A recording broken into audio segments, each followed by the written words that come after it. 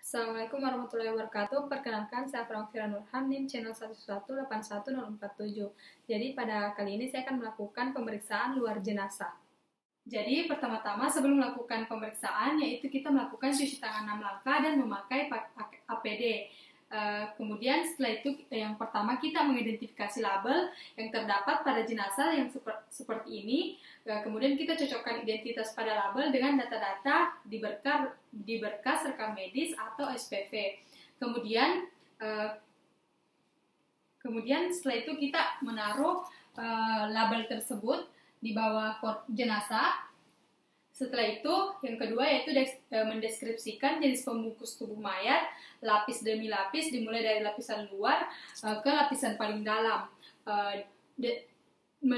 Seperti yang pertama kita mendeskripsikan jenis pembungkus tubuh mayat. Yang pertama yaitu seperti jenis barang, misalnya kantung, apakah dia menggunakan kantung jenazah, apakah selimut, apakah pakaian, dan lain-lain sebagainya. Selanjutnya yaitu jenis bahan seperti apakah seperti terpal, plastik, kain katun, dan sebagainya. Kemudian motifnya, apakah dia bermotif, pembungkusnya bermotif atau corak. Selanjutnya warna dari pembungkusnya, apakah dia warna-warni ataukah dia warna pink. Selanjutnya adapun kita lihat juga merek barangnya ada atau tidak ada, dan ukuran huruf. Kemudian kemudian kita deskripsikan juga ukuran pakaian dan juga keterangan tambahan, apakah terdapat cacat, noda atau robekan atau bercak darah dan lain-lain. Setelah itu pemeriksaan status antropometri dan ciri fisik. Yang pertama kita lepaskan seluruh pembungkus tubuh dan pakaian jenazah.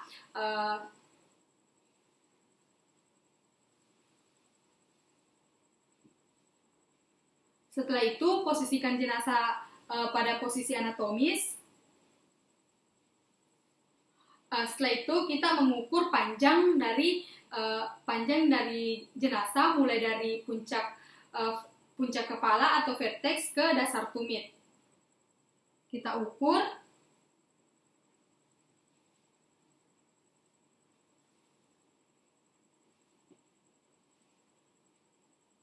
Setelah kita ukur, yang ketiga yaitu yang keempat yaitu kita melakukan pengukuran berat badan hanya bermakna pada jenazah yang mengalami proses pembusukan. Kemudian kita mendeskripsikan ciri-ciri jenazah, misalnya seperti jenis kelamin, yakni melalui inspeksi alat kelamin dan tanda-tanda perkembangan seks sekunder. Kemudian kita deskripsikan juga perkiraan usia, ras, warna kulit. Kita lihat juga pada rambut-rambutnya, mulai dari rambut kepala sampai rambut-rambut yang ada pada ujung kaki, apakah mudah terlepas atau tidak. Kemudian kita mengamati dan mendeskripsikan jika terdapat ciri-ciri khusus pada jenazah, misalnya tanda lahir, cat-cat khusus, tato, dan lain-lain seperti gigi emas dan lain-lain. Kemudian pemeriksaan tanatologi atau kaku mayat, yaitu rigormosis atau kaku mayat, di mana pemeriksaan kekakuan pada mayat dengan menggerakkan persendian seperti rahang, kemudian siku, dan juga pergelangan tangan dan jari-jari tangan, lutut, serta pergelangan kaki dan jari-jari kaki. Kemudian kita nilai derajat kekakuan, ada tidaknya mudah dilawan, sukar dilawan. Perhatikan ada tidaknya cadaveric spasms. Kemudian pada jenazah yang terbakar, bedakan antara kaku mayat dan head stiffening atau sikap pugilistik. Kemudian penilaian kaku mayat akan rancu jika jenazah telah disimpan di dalam lemari pendingin sebelumnya atau cold stiffening. Selanjutnya yaitu livor mortis atau lebam mayat, di mana pemeriksaan lebam mayat dengan cara inspeksi seluruh tubuh jenazah dari semua sisi serta kita amati bagian-bagian yang berwarna lebih gelap pada umumnya berbatas tegas. Kemudian kita melakukan penekanan pada bagian yang berwarna lebih gelap dan kita amati apakah terjadi perubahan warna pucat atau bleaching. Kemudian kita catat lokasi dan warna lebam mayat serta apakah lebam mayat menghilang dengan menekan atau sudah menetap. Selanjutnya, lebam mayat mungkin akan sulit dinilai pada pasien yang meninggal dalam keadaan kondisi hipovolemia atau memiliki riwayat anemia. Kemudian yang selanjutnya itu penurunan suhu tubuh atau algor mortis, di mana pengukuran suhu tubuh mayat jarang dilakukan karena banyaknya faktor perancu yang dapat menghasilkan bias dalam interpretasi penentuan interval postmortem. Yang selanjutnya yaitu pengukuran suhu tubuh mayat biasanya hanya dilakukan pada temuan kasus baru dan tidak perlu dilakukan jika mayat sudah dimasukkan ke dalam lemari pendingin. Selanjutnya yaitu ada pembusukan atau dekomposisi. Yang pertama, kita mengamati ada tidaknya warna kehijauan pada pelebaran vena-vena superficialis atau marbling pada kulit jenazah. Jika ada, catat lokasinya. Kemudian kita mengamati ada tidaknya pembengkakan oleh gas pembusukan atau bloating.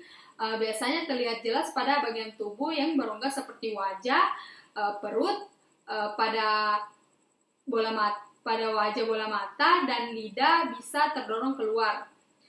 Selanjutnya kita mengamati apakah terdapat cairan pembusukan berwarna kecoklatan yang keluar dari lubang tubuh seperti hidung, telinga, kemudian mulut, dan kita bedakan dengan darah. Kemudian kita mengamati ada tidaknya pembentukan vesikel atau bula maupun pengelupasan lapisan epidermis yang kadang menyerupai luka lecet. Dapat pula terjadi degloving pada tangan dan kaki. Selanjutnya yaitu periksa apakah rambut-rambut mayat mudah dicabut, rambut kepala, alis, bulu mata, kumis, janggut, dan rambut-rambut lainnya. Kemudian kita kenali tanda-tanda mumifikasi adiposera atau saponifikasi dan maserasi. Selanjutnya penentuan interval postmortem. Tentukan perkiraan interval postmortem berdasarkan rigor mortis, dan dekomposisi. Kemudian pemeriksaan selanjutnya yaitu pemeriksaan tanda-tanda asfiksia, di mana yang pertama kita buka kedua mata dan periksa konjungtiva palpebra, kita periksa konjungtiva palpebra serta konjungtiva bulbi, cari ada tidaknya petekia dan tanda-tanda anemis. Setelah kita periksa, yang selanjutnya yaitu kita periksa bibir, bagian dalam bibir, gusi, dan palatum. Cari ada tidaknya petekia, tanda-tanda cyanosis, dan tanda-tanda anemis. Setelah itu kita periksa ujung jari tangan dan kaki pada mayat. Nilai apakah ada tidaknya tanda anemis atau cyanosis. Selanjutnya kita melakukan pemeriksaan gizi pada jenazah. Pemeriksaan gigi pada jenazah, di mana yang pertama kita buka mulut mayat dan periksa kelengkapan gigi geligi, bedakan antara gigi gusi, gigi susu, dan gigi dewasa. Kita buka mulut jenazah, kita bedakan. Selanjutnya jika gigi dewasa, lihat apakah gigi geraham belakang atau molar 3 sudah erupsi atau belum. Kemudian periksa ada tidaknya karang gigi. Kita periksa ada tidaknya karang gigi. Setelah itu kita amati kelainan pada gigi, apakah gigi hilang, apakah gigi palsu, dan sebagainya. Pemeriksaan gigi dapat digunakan untuk menentukan perkiraan umur, ras, dan juga intensitas mayat. Dan selanjutnya pemeriksaan lubang-lubang pada tubuh. Yang pertama kita periksa kedua lubang telinga, kita amati apakah ada tidaknya benda asing atau cairan perdarahan maupun kelainan lainnya. Kemudian kita periksa kedua lubang hidung dan juga kita amati ada tidaknya benda asing, cairan perdarahan maupun kelainan lainnya. Kemudian kita periksa mulut, kita amati ada tidaknya benda asing, cairan perdarahan maupun kelainan lainnya. Kita amati pada mulut. Setelah itu periksa anus dan kita amati ada tidaknya benda asing, cairan perdarahan, feses maupun kelainan lainnya. Selanjutnya untuk mayat laki-laki periksa uretra, amati ada tidaknya urin, cairan mani atau kelainan lainnya. Kemudian untuk mayat perempuan kita periksa uretra, kita amati apakah ada tidaknya urin serta liang vagina untuk melihat apakah terjadi prolaps uteri dan ekstruksi janin akibat proses pembusukan. Setelah itu pemeriksaan selanjutnya yaitu pemeriksaan luka pada kulit dan deskripsi luka. Yang pertama kita bersihkan tubuh mayat dengan menggunakan spons. Jika sulit dapat menggunakan spons yang dibasahi dengan air. Jika sulit dapat menggunakan spons yang dibasahi dengan air bersih. Kemudian pemeriksaan luka-luka pada kulit dilakukan sesuai dengan langkah-langkah deskripsi luka. Dan selanjutnya lakukan penilaian intravitalitas untuk setiap luka dan yang ditemukan. Selanjutnya ada pemeriksaan patah tulang, di mana jika memungkinkan pemeriksaan adanya kecurigaan patah tulang tertutup sebaiknya menggunakan pemeriksaan radiologi. Tetapi jika pemeriksaan radiologi tidak dapat dilakukan, pemeriksaan patah tulang tertutup bisa dilakukan dengan melihat adanya deformitas pada tubuh dan meraba adanya krepitasi pada bagian tubuh dan dicurigai mengalami patah tulang. Kemudian selanjutnya pemeriksaan tanda tenggelam, di mana yang pertama kita amati ada tidaknya tanda-tanda tenggelam pada pemeriksaan luar seperti adanya busa berwarna putih atau merah pada lubang hidung dan lubang mulut. Kemudian kita amati juga ada benda-benda air seperti pasir, tumbuhan dan sebagainya pada rongga hidung dan rongga mulut. Kemudian cutis anserina, woman hand, cadaveric span dan lain-lain.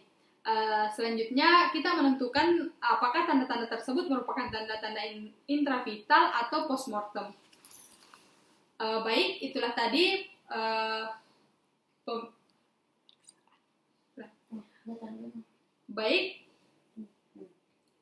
itulah tadi pemeriksaan luar jenazah.